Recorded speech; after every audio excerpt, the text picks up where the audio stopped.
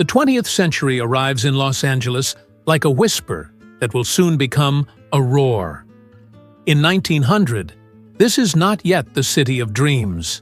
It is a dusty pueblo of 102,000 souls, surrounded by orange groves and oil derricks, where the scent of citrus mingles with the sharp tang of crude petroleum bubbling up from beneath the earth. But something extraordinary is happening here. The discovery of oil in 1892 has transformed the landscape into a forest of wooden derricks, their silhouettes etching the horizon like sentinels of a new industrial age. By 1910, Los Angeles produces nearly 3 million barrels annually, and the ground itself seems to pulse with liquid wealth.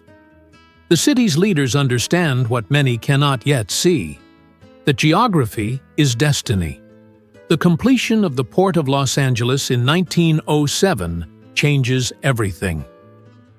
Where there was once only marshland and shallow water, engineers carve out a deep-water harbor, creating a gateway to the Pacific that will transform this provincial town into a global metropolis. Two revolutions arrive simultaneously, and they will define Los Angeles for generations to come. The first is visible in every direction: water, flowing through 233 miles of concrete aqueduct from the distant Owens Valley, completing its journey in 1913. William Mulholland stands at the spillway gates and declares, "There it is, take it." The city drinks deeply and grows. The second revolution unfolds on dusty lots in a district called Hollywood. Filmmakers fleeing the patent wars of the East Coast discover something magical here. 320 days of sunshine each year, diverse landscapes within an hour's drive, and cheap land stretching endlessly toward the mountains. D.W. Griffith arrives in 1910. By 1915, the industry has planted its flag permanently. The Great War rages across Europe, but Los Angeles builds dreams instead of weapons. Studios rise where orange groves once stood. Charlie Chaplin perfects his tramp character on stages in Culver City. Mary Pickford becomes America's sweetheart on screens from New York to Paris. By 1920, Hollywood produces over 800 films annually, and the world watches transfixed as this Western city reinvents storytelling itself. The 1920s arrive like a champagne cork popping, and Los Angeles intoxicates itself on prosperity and possibility. The population explodes from 576,000 to 1,238,000 in a single decade, making this the fastest-growing city in American history. They come by train, by automobile on the new highways, drawn by advertisements promising sunshine and success, by photographs of palm-lined boulevards and Spanish Revival mansions climbing into the Hollywood Hills. The city sprawls outward in every direction, subdivisions blooming like flowers after rain, each one promising its own version of the California dream. Hollywood reaches its zenith of cultural power. The silent film perfects itself just as sound arrives to revolutionize everything once more. The Jazz Singer premieres in 1927, and the industry transforms overnight. Studios become factories of fantasy, churning out stories that captivate the entire world. The stars themselves become gods walking among mortals: Rudolph Valentino, Greta Garbo, Douglas Fairbanks. Their faces on silver screens from Buenos Aires to Berlin sell not just movies, but an entire way of life. A promise that here, in this city of angels, anyone might be discovered, transformed, made immortal. Then the music stops. The stock market collapses in 1929, and the shockwave reaches even this sun-drenched paradise. Banks fail, studios slash budgets, construction sites stand abandoned with steel skeletons rusting in the salt air. But Los Angeles possesses something that other cities lack.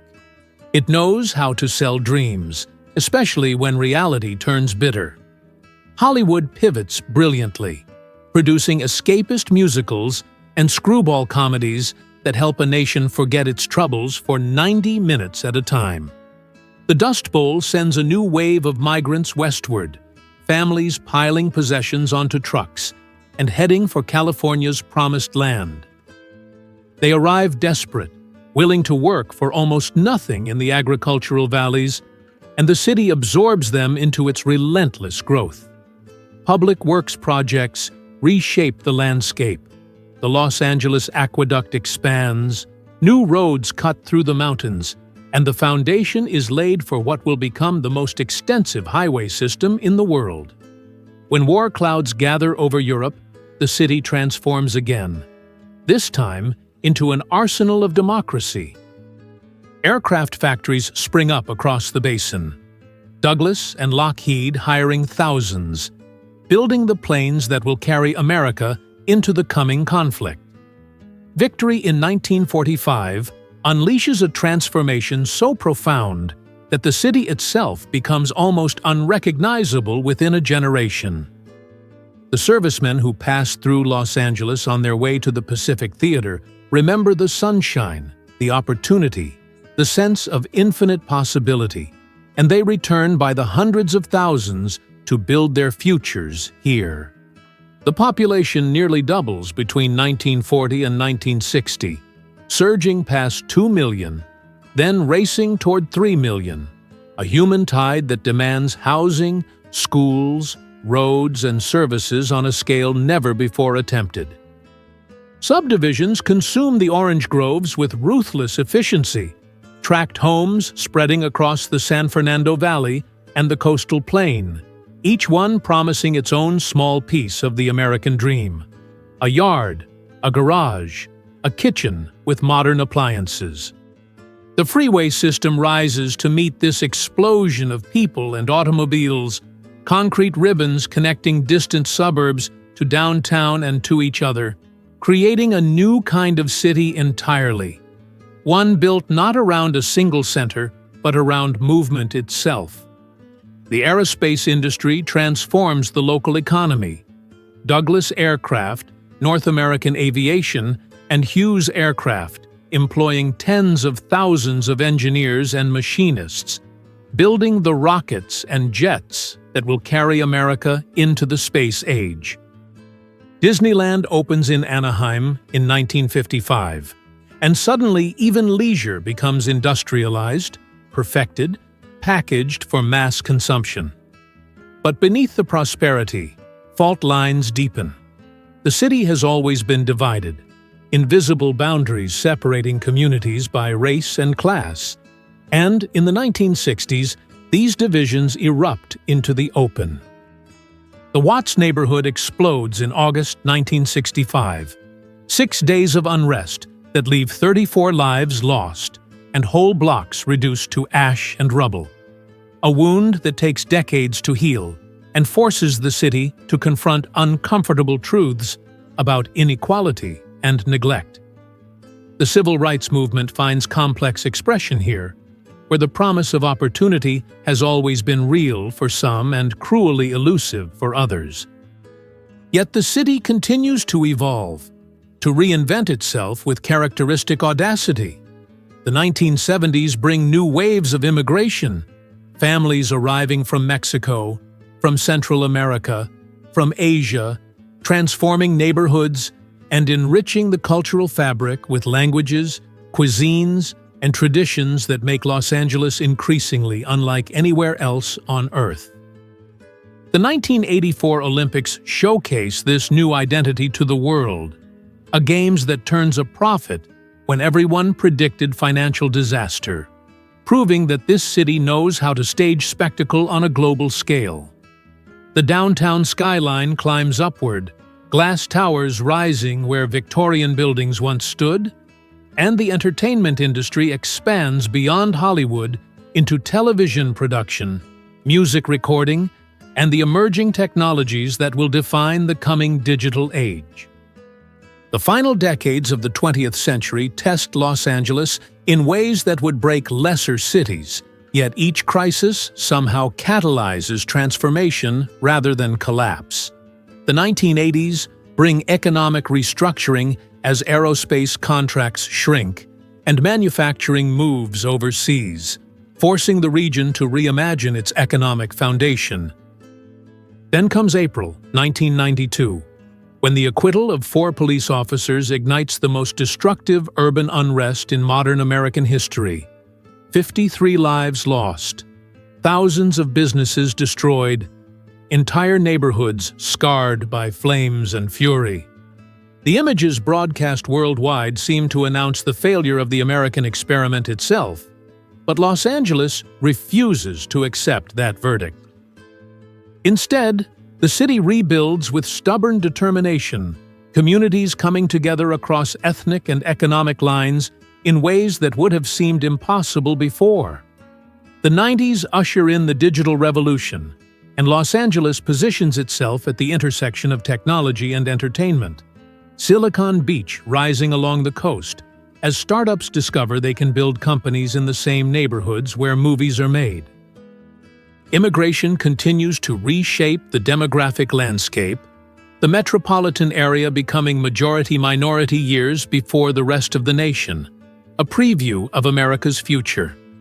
Downtown begins its long-delayed renaissance, old buildings converted into lofts, new restaurants and galleries appearing in neighborhoods that had been written off as irredeemable, young professionals choosing urban density over suburban sprawl.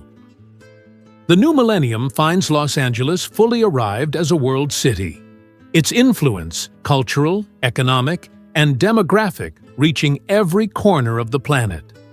The real estate boom of the early 2000s transforms skylines across the basin, cranes punctuating the horizon as developers race to meet seemingly insatiable demand. Then comes 2008, and the financial crisis hits with devastating force. Home values plummeting, construction sites abandoned mid-project, unemployment soaring past 10%. Yet even in crisis, the city's fundamentals prove sound, its diversity and creativity providing resilience that more specialized economies lack. Downtown's transformation accelerates despite the recession, the historic core experiencing a genuine residential renaissance as tens of thousands move into converted office buildings and new high-rises drawn by walkability and urban energy. Sustainability becomes more than a buzzword, the city investing billions in light rail expansion, requiring green building standards, planting hundreds of thousands of trees to combat the urban heat island effect. The Port of Los Angeles grows into the busiest container port in the Western Hemisphere, handling nearly 8 million containers annually, physical evidence of the city's role as America's gateway to Asia and the Pacific economy. The 2010s witnessed Los Angeles shedding its last vestiges of cultural insecurity, no longer comparing itself to New York or apologizing for its sprawl. Instead, embracing its unique identity as a polycentric metropolis of vast scale and infinite variety. The technology sector explodes, Venice and Santa Monica becoming genuine rivals to Silicon Valley, attracting talent and capital that transform neighborhoods overnight.